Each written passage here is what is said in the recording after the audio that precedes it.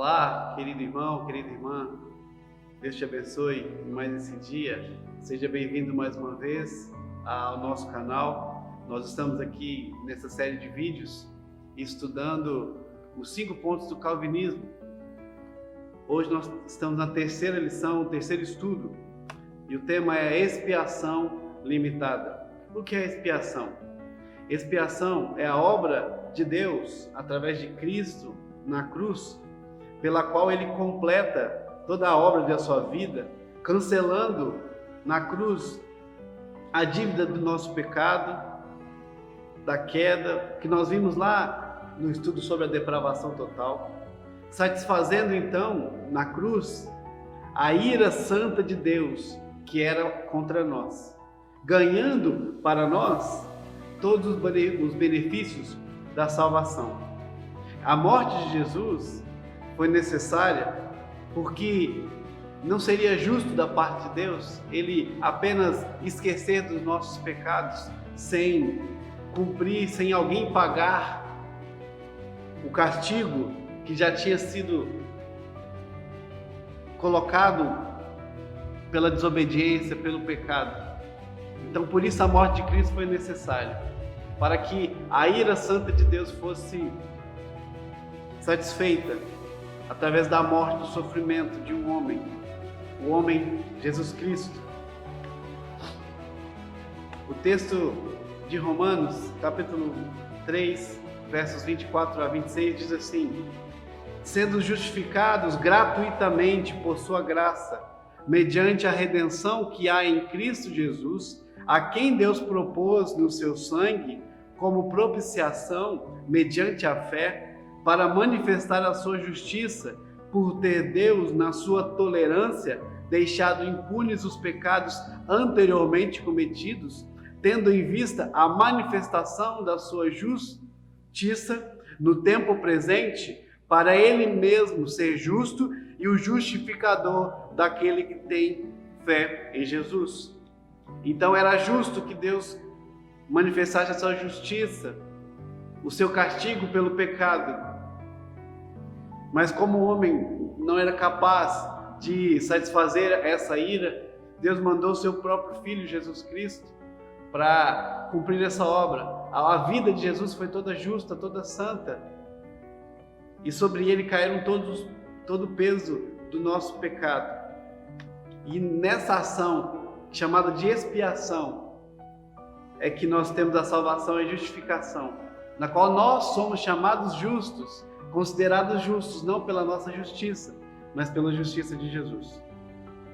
Nesse texto que nós lemos de Romanos, nós vemos que a morte de Cristo foi necessária para reivindicar ou requerer a equidade de Deus em justificar os ímpios pela fé. E por que é assim? Porque seria injusto Deus perdoar pecadores como se o pecado fosse insignificante, como se Deus varresse os pecados para debaixo do tapete e se esquecesse deles. Quando o pecado, na realidade, é um insulto contra a glória de Deus. Por isso que Jesus na cruz tomou a maldição que era para nós por causa dos nossos pecados. Ele tomou sobre si a maldição para que nós fôssemos justificados e a justiça de Deus fosse satisfeita. Mas vamos ver o que realmente Cristo realizou nessa ação da expiação. A expressão expiação limitada, que é o tema que nós estamos tratando, refere-se à extensão da obra de Cristo, por quem Ele morreu, os pecados de quem Ele perdoou. E também fala sobre a natureza dessa expiação, ou seja, o que Cristo realizou realmente na cruz em favor daqueles pelos quais Ele morreu. A palavra expiação é usada muitas vezes no Antigo Testamento, mas somente uma vez no Novo Testamento, em Romanos 5:11, em algumas versões. Mas uma das ideias básicas dessa expressão expiação é a ideia de cobrir. É cobrir. A expiação é aquilo que cobre ou oculta. Então a expiação representa uma dívida que é paga, portanto, coberta. Quando nós olhamos para os sacrifícios feitos no Antigo Testamento pelos sacerdotes, os sacrifícios para perdão de pecados, que era chamado de expiação, era isso que era feito. Era um animal puro que era morto, seu sangue era derramado para cobrir o pecado dos homens, do povo, daquele que oferecia o sacrifício. Essa é a ideia.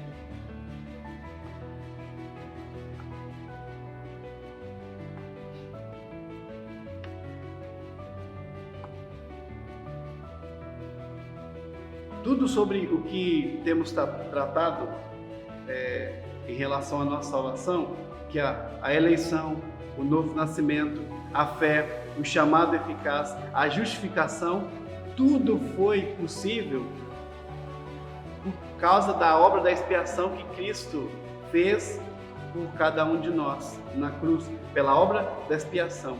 Tudo isso se fez possível por causa da obra da expiação em Cristo. Nenhum desses atos, quando nós olhamos a eleição, o novo nascimento e a fé, isso que nós já citamos, trabalhamos, nenhum desses atos foi nosso mérito, mas mérito de Cristo, pelo aquilo que Ele conquistou na cruz. A obra expiatória de Cristo é uma obra perfeita. Então, ela é suficiente para salvar a todos. Porém, essa expiação só é eficaz, ou seja, só é aplicada a um grupo limitado ou específico, que são os eleitos, dos quais nós já tratamos no estudo anterior sobre a eleição. Então, a obra de Cristo é perfeita, é plena, então suficiente para salvar todo mundo. Porém, ela só é eficaz ou eficiente na vida daqueles que Deus mesmo chamou e elegeu para si. É disso que trata a doutrina da expiação limitada.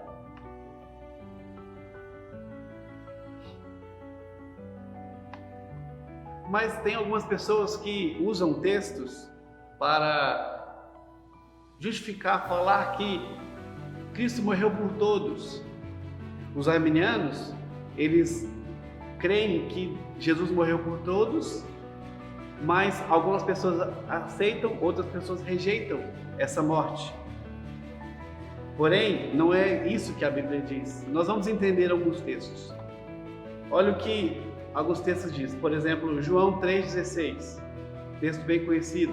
Porque Deus amou ao mundo de tal maneira que deu o seu Filho unigênito, para que todo o que nele crê não pereça, mas tenha vida eterna.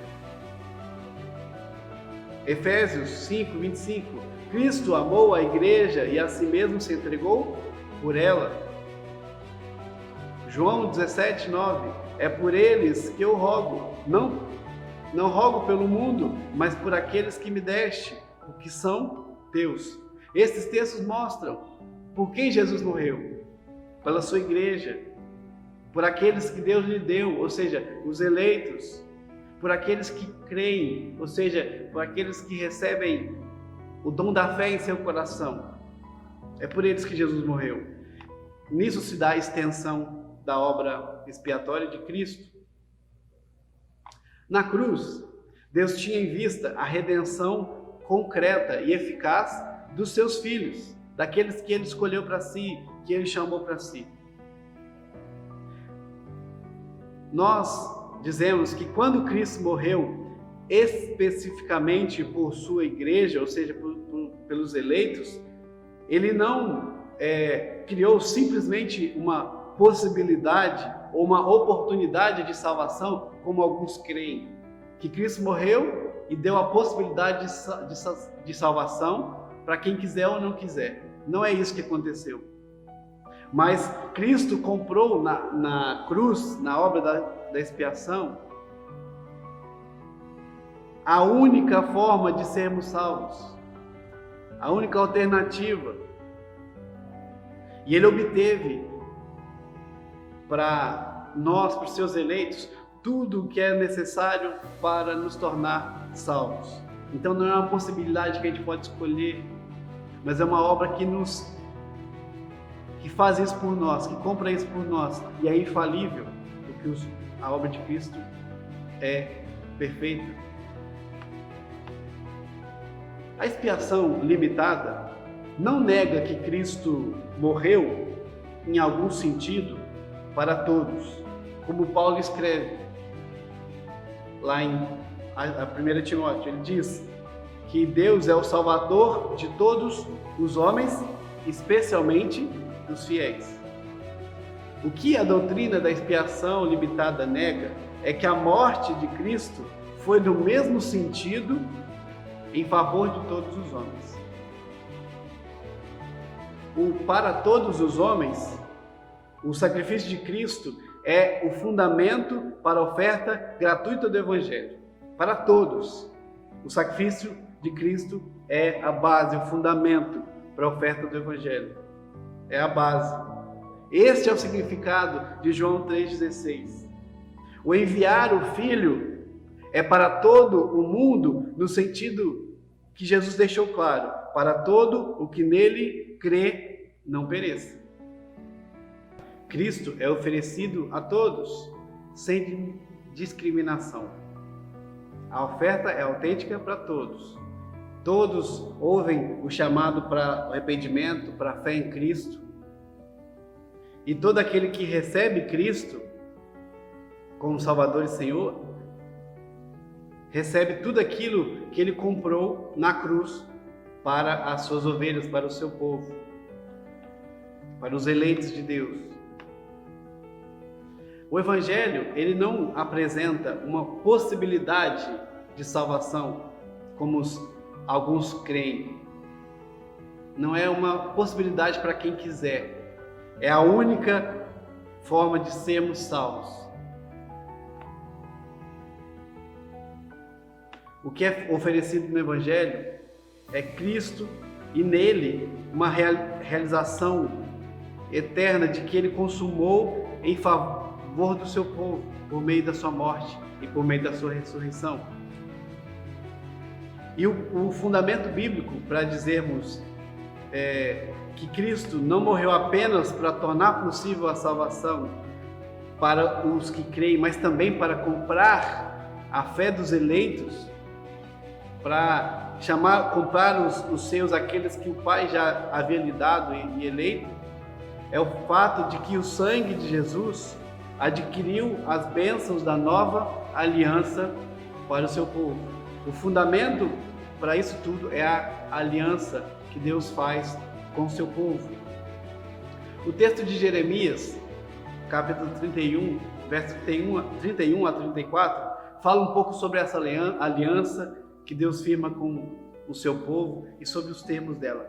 E diz assim: Eis que vem dias, diz o Senhor, em que firmarei nova aliança com a casa de Israel e com a casa de Judá, não conforme a aliança que fiz com seus pais, no dia em que os tomei pela mão, para os tirar da terra do Egito, porquanto eles anularam a minha aliança, e não obstante eu os haver desposado, diz o Senhor. Porque essa é a aliança que firmarei com a casa de Israel, depois daqueles dias, diz o Senhor. Na mente lhes imprimirei as minhas leis, também no coração lhes escreverei. Eu serei o seu Deus, e eles serão o meu povo. Não ensinará jamais cada um ao seu próximo, nem cada um ao seu irmão, dizendo: Conhece ao Senhor, porque todos me conhecerão, desde o menor até o maior deles, diz o Senhor. Pois perdoarei as suas iniquidades e dos seus pecados jamais me lembrarei. Isso Deus já anunciando através do profeta Jeremias, essa aliança que ele firmaria com o seu povo.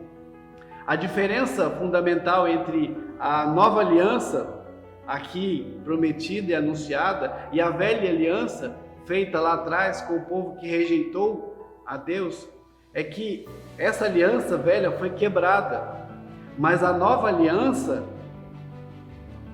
nessa nova aliança, Deus imprimirá a lei no coração de cada um para que as condições dessa aliança sejam garantidas pela iniciativa soberana de Deus. A nova aliança não será quebrada. Ele dá os termos e Ele quem cumpre os termos, como nós vamos ver através de Cristo.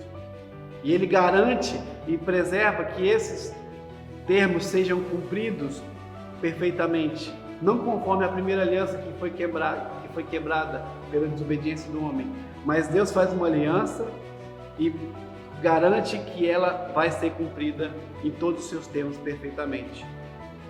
No próximo capítulo de Jeremias, capítulo 32,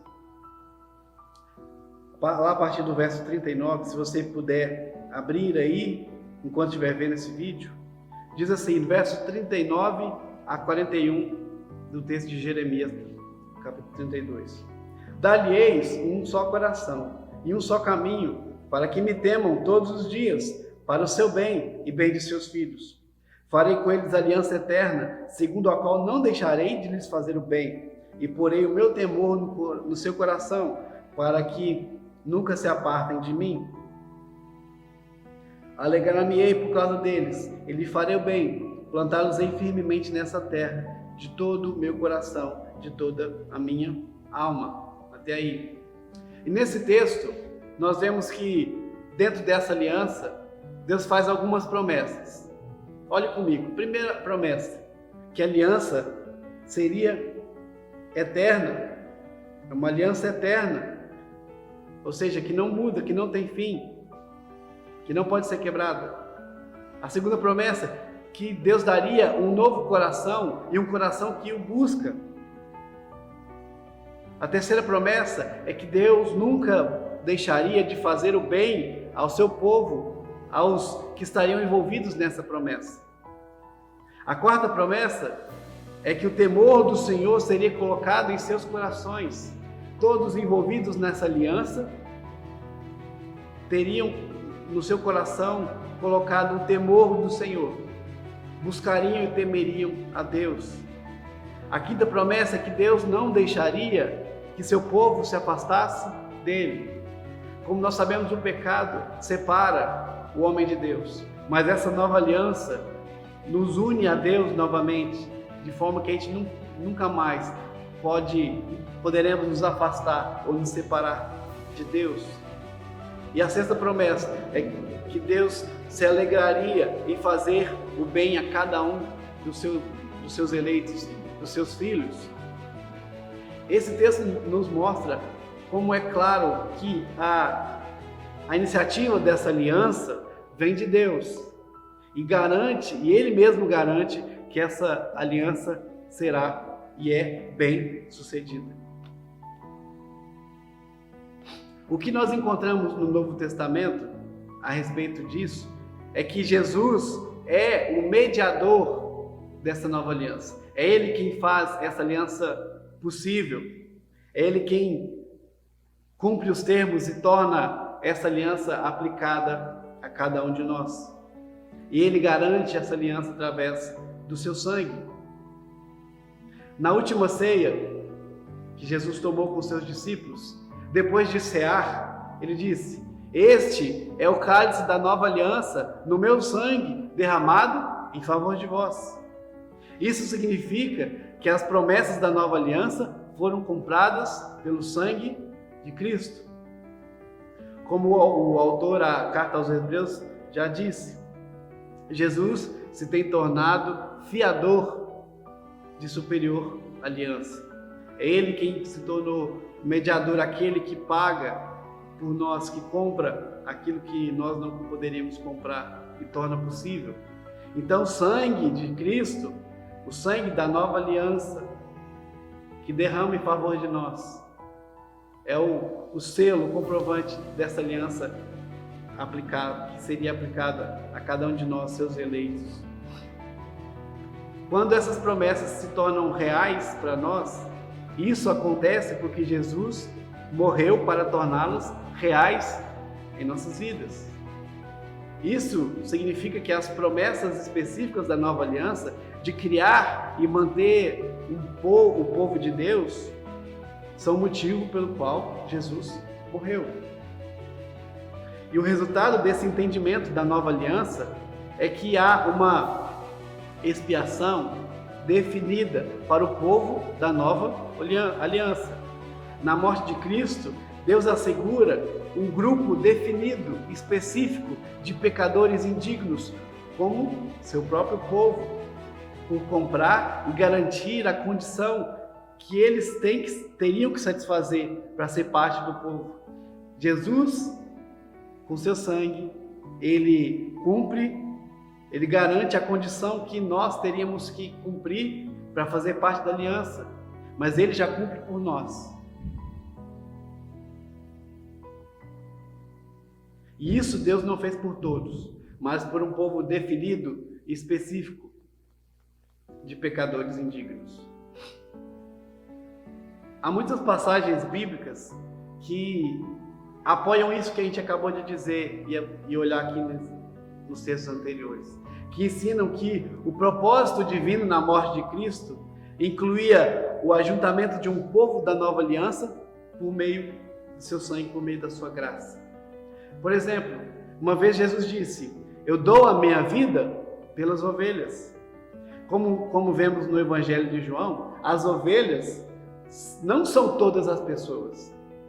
As ovelhas são aquelas que Deus escolheu e deu ao Filho, deu a Jesus. Como diz lá em João 6,37. Todo aquele que o Pai me dá, esse virá a mim, e o que vem a mim, de modo algum lançarei fora. É o Pai, é Deus quem lhe dá. Aqueles que Deus escolheu, elegeu antes da fundação do mundo, Ele os dá a Cristo para que Cristo morra por eles. E o sangue da nova aliança seja derramado sobre eles. Outros textos que mostram isso. Jesus falando com alguns judeus que rejeitavam as suas palavras. Ele diz assim: vós não credes porque não sois das minhas ovelhas. Ou seja, ser uma ovelha de Cristo capacita a pessoa a crer.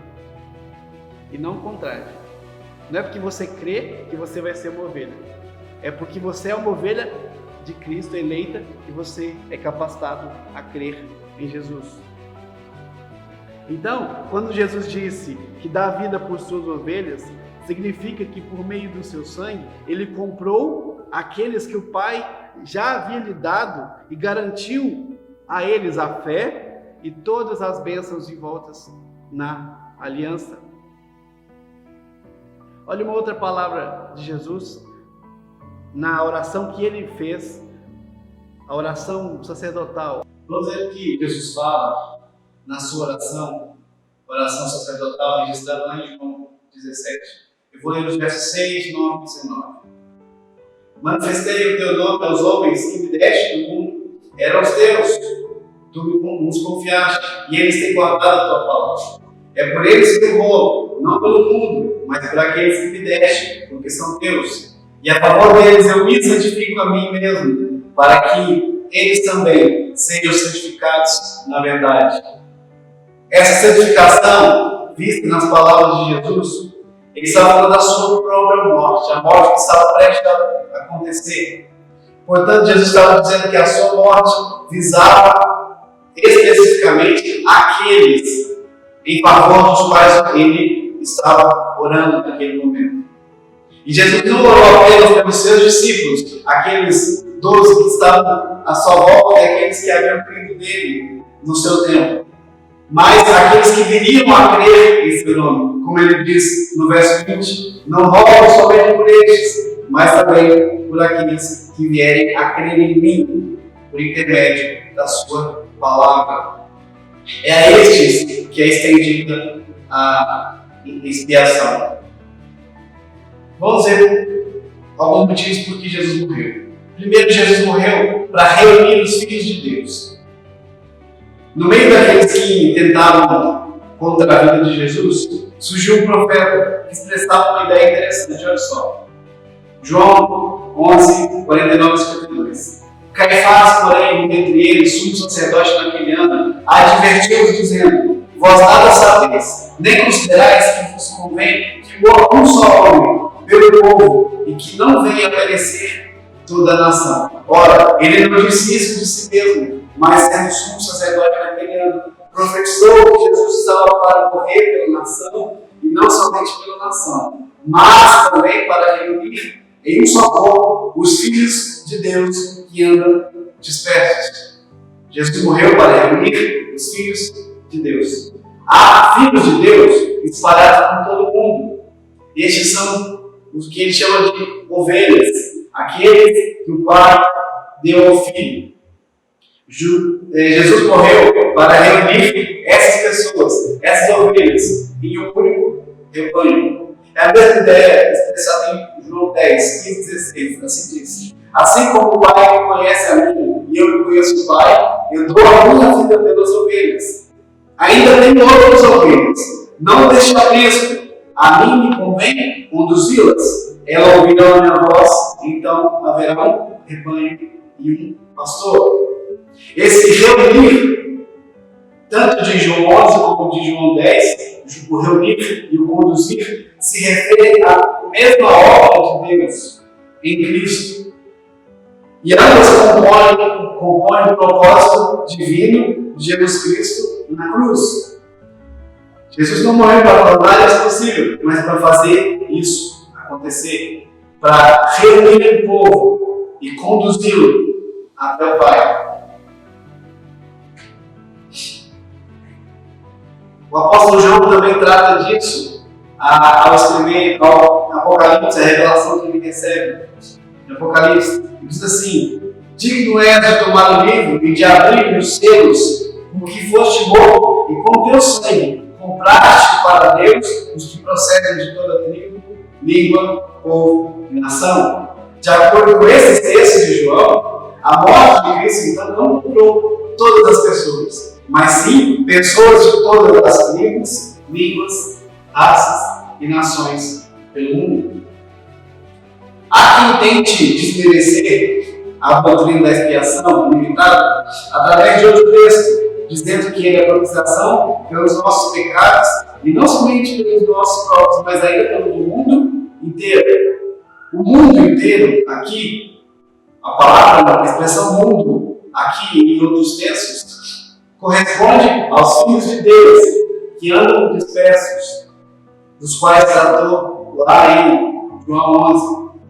O mundo inteiro são pessoas de todo o mundo, ou seja, nações, tribos diferentes, que vão se reunir em um só povo, em um só rebanho. Não são todas as pessoas do mundo, mas são pessoas do mundo todo.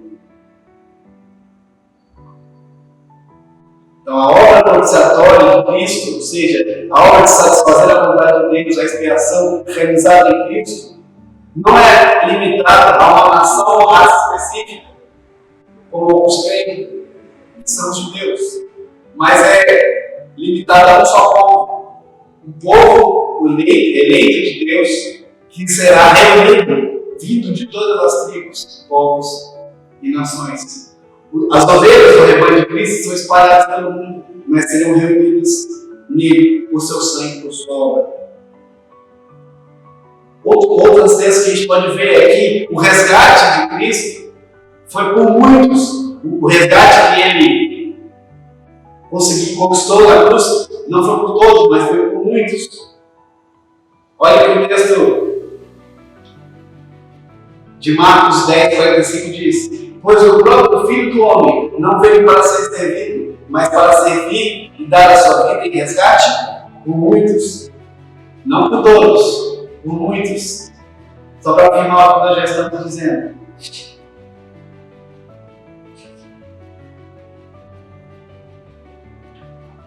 Da mesma forma, na última ceia, Jesus vai dizer aqui: porque isso é o meu sangue, o sangue da nova aliança derramado em favor de muitos para a remissão de pecados. Aqui fica claro o que nós já estamos dizendo. que a obra de Cristo expiatória, de perdoar e remir pecados, é aplicado não a todos no mundo, mas a um grupo específico que será reunido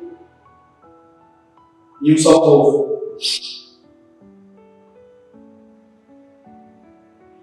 Outro motivo pelo qual Jesus morreu é que ele se entregou e morreu pela sua igreja.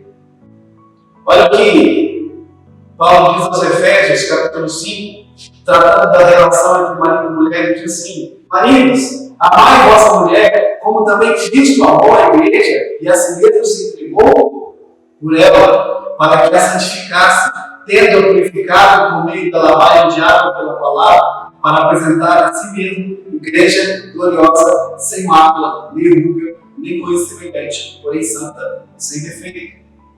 Nesse texto, nessa passagem, Paulo diz que a igreja, a noiva de Cristo, é o beneficiário da morte de Cristo.